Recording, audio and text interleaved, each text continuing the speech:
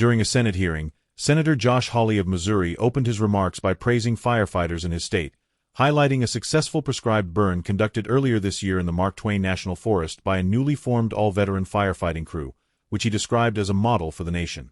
Hawley then turned to Forest Service official Ms. Rivera, questioning the agency's role in approving domestic mining for critical minerals essential to U.S. energy security. Citing International Energy Agency projections, Senator Hawley.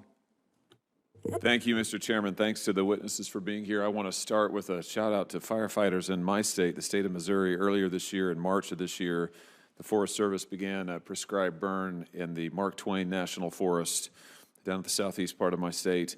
And it was led, this prescribed burn was led by a new all-veteran firefighting crew, which is just tremendous. There's been great reports on it throughout the state, and I think that this is a great model for what we can do. I see you nodding along, Ms. Rivera. So I'm very proud of those firefighters, very proud of these vets, and proud of the model that they are, I think, showing for the rest, or setting up for the rest of the country.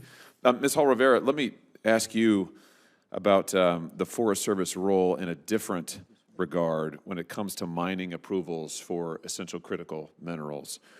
Would you agree with me that critical minerals are vital to our energy security? Yes, I would agree with that, Senator. The International Energy Agency estimated earlier this year that lithium demand is expected to grow by 400% by 2040. Cobalt and nickel between 200 and 250% by 2040. Copper demand supposed to go up more than double by 2040. Now, here's the thing that worries me. One nation in the world is currently refining 68% of the world's nickel. Would you care to take a guess who that might be? I would presume China. It is China. One nation is refining 40% of the world's copper. Want to guess who that is? I would presume the same. It's China. One nation has 59% of the lithium and 73% of the cobalt. Want to guess? I'm going to say China. It's China. You've got it. It is China.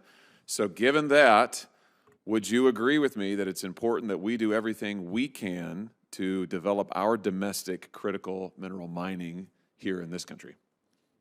Yes, I would agree with that, Senator. Great. Okay, then let me ask you about the Superior National Forest in Minnesota. Earlier this year, partly at the behest of the Forest Service, the Biden administration withdrew 225,000 acres of critical mineral mining in northeastern Minnesota. This is the largest reserve of cobalt and nickel in the United States, perhaps I'm told maybe even in the world, and yet your administration shut it down. Your agency recommended that it be shut down, depriving us of these minerals, making us dependent on other nations that mine them in a completely unsafe and unsustainable way, and also making us more dependent on these foreign nations. Why?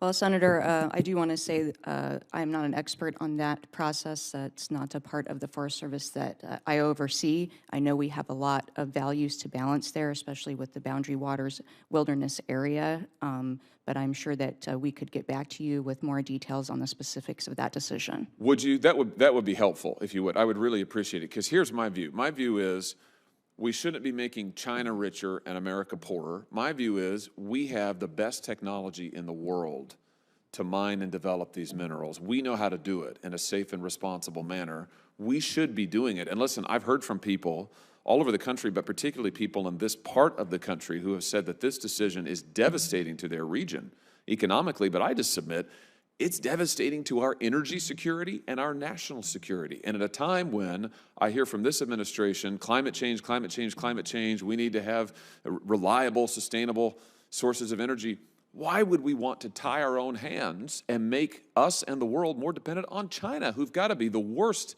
have the worst environmental record of any nation in the world? If they're not the worst, they got to be close. So I just don't get it, and I'd appreciate you getting back to me on that. With my few remaining seconds here, Mr. Johnson, let me just ask you, in your testimony, your written testimony, you talked about barriers that federal agencies face when they're trying to recruit and retain firefighters. I agree with you that this is critically important. I want to highlight a bill that Senator Ossoff and I introduced last year called the Fire Station Improvement Act, which would cut red tape, expand the Assistance to Firefighters grant, allow new funds to improve facilities, protect the health and safety of our firefighters. Do you think an effort like that is necessary, needed, number one, and number two, what else do we need to do? Yes, thank you, Senator. All efforts to help build capacity to address the wildfires would be very helpful. And also, as we've heard today, any efforts that because a lot of these barriers are interrelated, so dealing with some of the poor work-life balance, some of the mental health challenges, all of these will go a very long way to addressing the barriers. Thank you very much. Thank you, Mr. Chairman. Senator Hickenlooper. Hawley warned that global demand for lithium, cobalt, nickel, and copper is expected to surge by 2040, while China currently dominates refining of these minerals, including the majority of the world's lithium, cobalt, nickel, and copper. Hawley argued that this imbalance makes the United States dangerously dependent on China and pressed the administration over its decision to withdraw 225,000 acres from mineral mining in Minnesota's Superior National Forest, an area believed to hold the nation's largest cobalt and nickel reserves.